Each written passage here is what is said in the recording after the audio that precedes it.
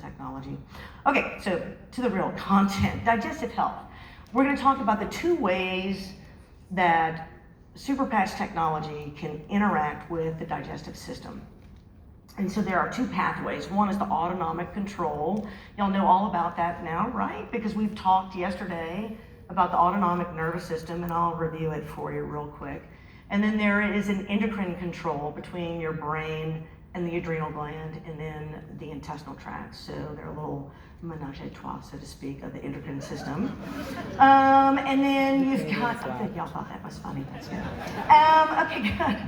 And then we'll talk about how I think the super patch can help with digestion. There are two patches that for fact are going to help just by virtue of how they work and how the body works, and that's going to work. And then there are two that are very hypothetical, and listen to me now and I'll say it again later. It doesn't mean I'm advocating the other two, I'm just saying we should probably study the other two. This is some of these ideas that Jay likes to get from us on, hey, I wonder if that would work for this, and studies need to be done. Okay, autonomic control, let's go over this real quick. It's going to be broken. You have no control over this. Like, it happens all the time. You're breathing on your own, your heart is beating on your own, you have control over that. There's the parasympathetic system. This is the rest and digest. And then you have the sympathetic nervous system, which is what we call the fight or flight. In the digestive system, the autonomic nervous system acts with a very particular nerve called the vagus nerve. It's the longest nerve in your body, and it connects your brain from your lips all the way down to the middle part of your colon to coordinate digestion.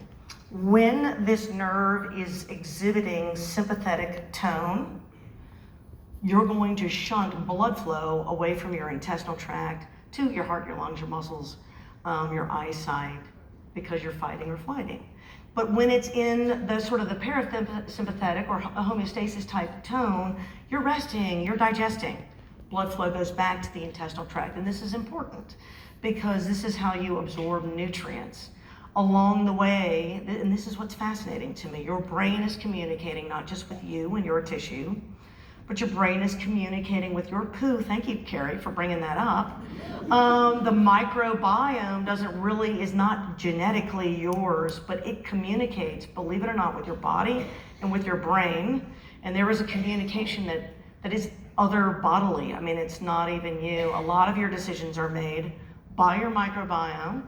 So when my German mother told me I had poo for brains, she was not joking. We all do. We make pooey decisions. I don't know if I can use curse words, Jay, so I'm going to avoid them.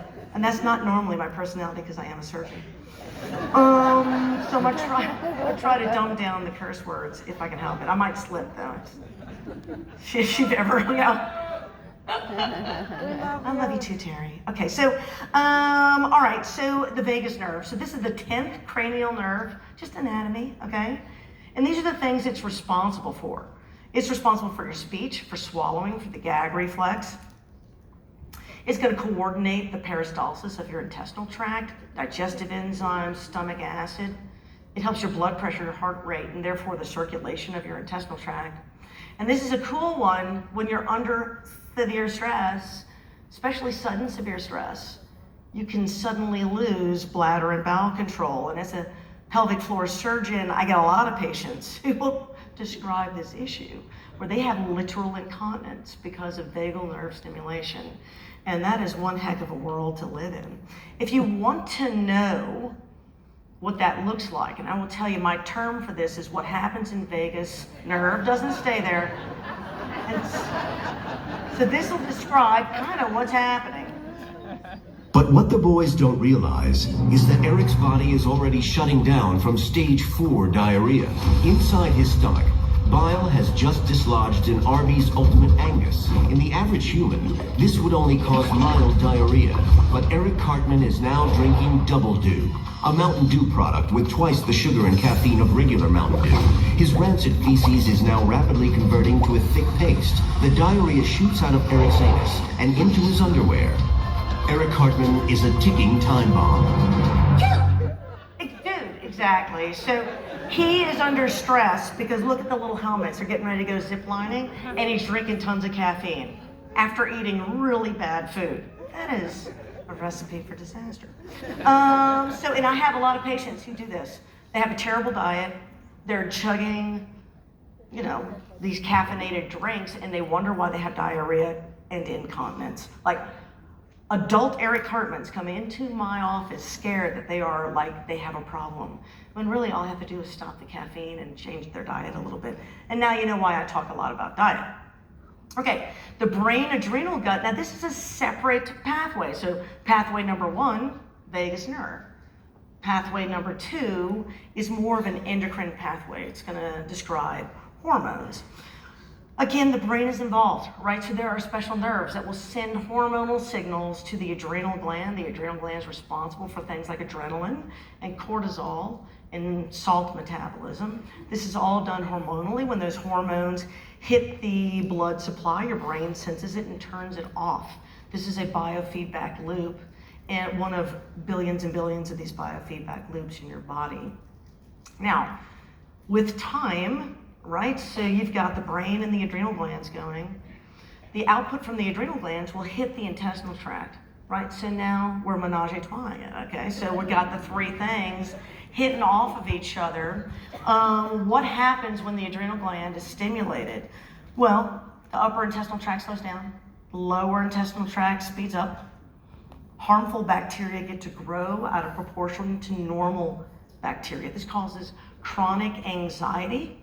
And all of these signals then get amplified because the microbiome creates neurotransmitters, which sends a signal up to the vagus nerve and then perpetuates this whole system.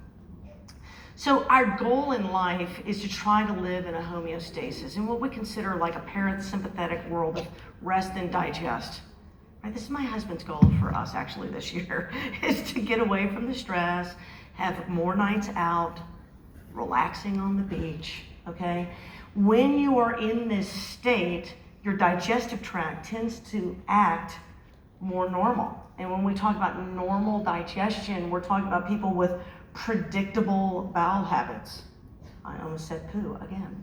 No complaints. They have no complaints. Most people are surprised that normal bowel habits can range from twice a day to twice a week. This is a normal range. And so, just as a quick... Hold it right!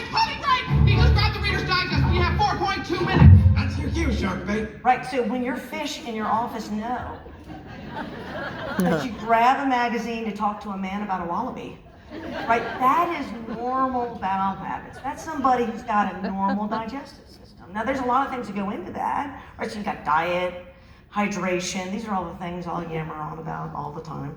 Activity. What is your metabolism? Everyone's a little bit different. And of course, hormonal control from the adrenal gland, neurologic control from the vagus nerve. Now, this is my favorite slide because this Viking looks just like Jay. And I'm certain that the employees at Super Patch actually see this in meetings when there's something that's late, right? But anyway, so your body, the sympathetic nervous system is designed to see Viking with an axe and think, oh my gosh, me, my whole family, everything I own is about to be completely destroyed unless I do something now. It's a very short acting event. Like they come, they pillage, and then they leave, right? And so your job is to gather up and leave before they get there, right? Or fight.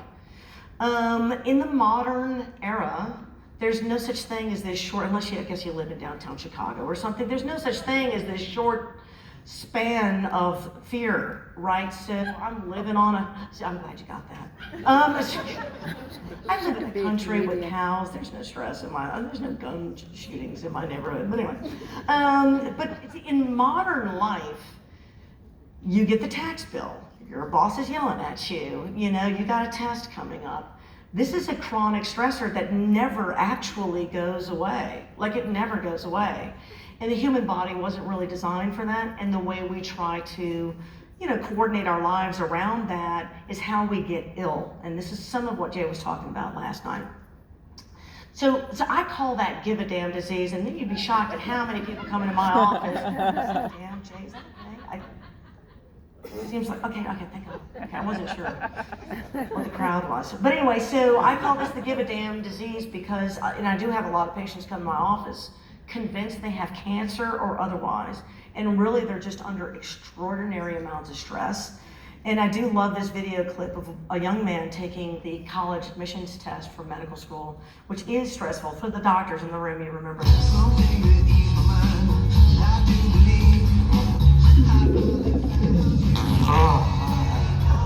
Oh. He's sweating. Right. So, ever taken the MCAT? That was kind of probably your response. So I highly suggested NPO status prior to a big stressful event.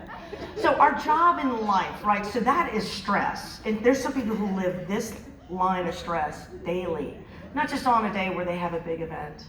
But this is their daily lives, where this is the misery that they're going through. So our job in life is to take the nervous Nelly medical student and turn them into the really relaxed dentist from the cartoon, and just like to get them back into homeostasis. This is the whole point of this conversation. I know you were wondering where I was going with all this.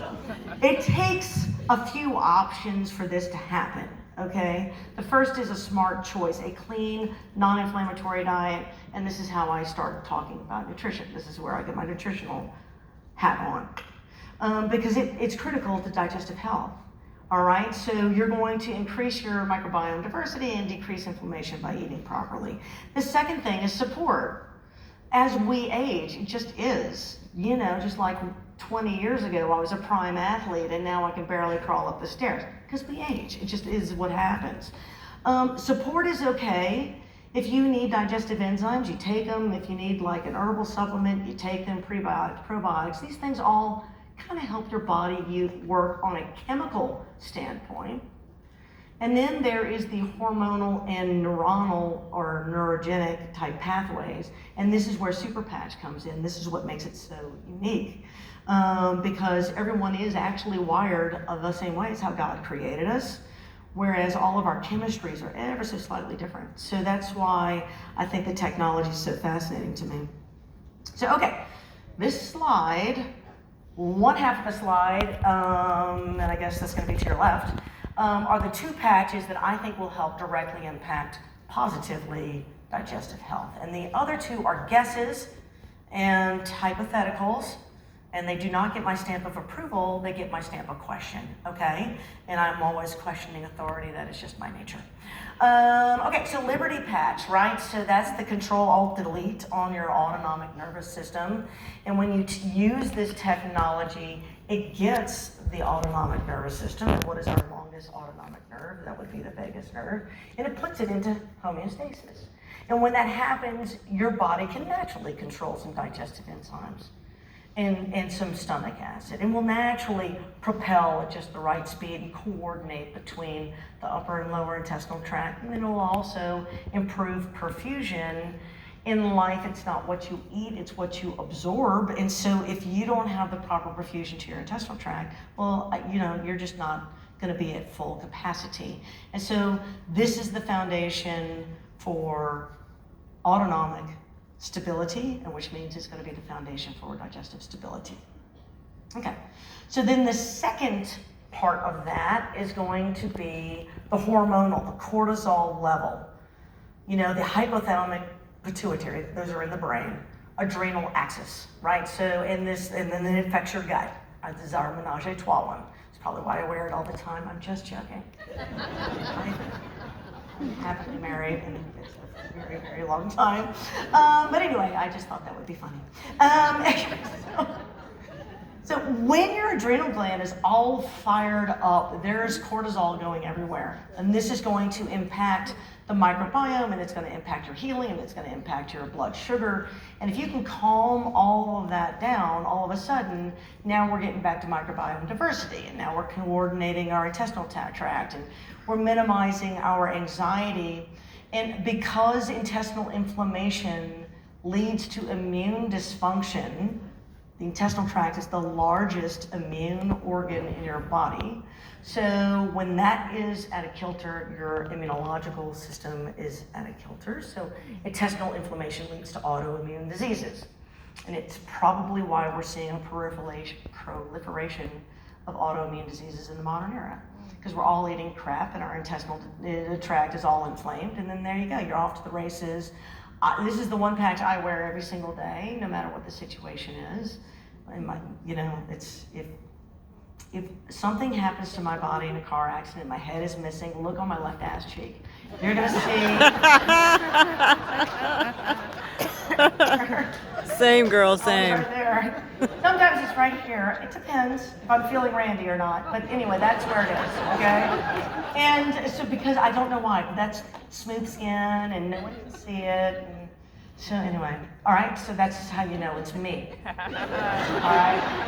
But the dental record is gone. You'll know by ass cheek analysis. All righty, so okay, those are the known things, right?